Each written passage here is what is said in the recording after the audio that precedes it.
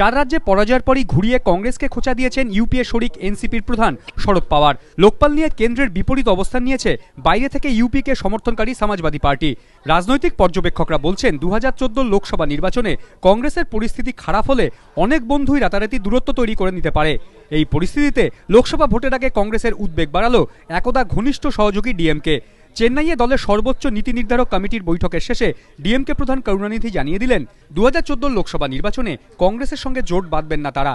কিন্তু তাহলে কি বিজেপির প্রতি নরম মনোভাব নিতে চলেছে ডিএমকে সূত্রে খবর, বিজেপির সঙ্গে জোট না বাঁধার ইঙ্গিত দিলেও এ নিয়ে সাংবাদিকদের প্রশ্নের উত্তরে স্পষ্ট করে কিছু বলেননি করুণানিধি। সূত্রের খবর, বৈঠকে করুণানিধি বলেন, বিজেপির বর্তমান নেতৃত্বের সঙ্গে অটল বিহারী বাজপেয়ীর পার্থক্য রয়েছে।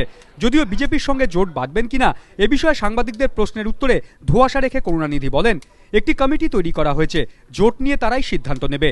2G কেলেঙ্কারিতে কানিমোঝি এ রাজার মতো শীর্ষস্থানীয় দলের নেতানেত্রীর নাম জড়িয়ে যাওয়া এবং তাদের জেল যাত্রার পর কংগ্রেসের সঙ্গে ডিএমকের সম্পর্ক তিক্ত হয়। মার্চে শ্রীলঙ্কার তামিলদের ইস্যুতে ইউপিএ ছাড়েন করুণানিধি। রাজনৈতিক মহলের মতে শ্রীলঙ্কার তামিল নাগরিকদের অবস্থার বিষয়টি তুলে ধরে তামিল ভাবাবেগকে কাজে লাগিয়ে ভোটে বাজিমাত করতে চাইছেন জয়ললিতা। কেন্দ্রের বিরুদ্ধে সুর চড়াচ্ছেন তিনি। তাই কংগ্রেসের সঙ্গে হাত মিলিয়ে তামিলনাড়ুতে নিজের দলের অবস্থা আরো কোণঠাসা না করতেই করুণানিধির এই সিদ্ধান্ত বলে মনে করছেন পর্যবেক্ষকরা। এবিপি আনন্দ।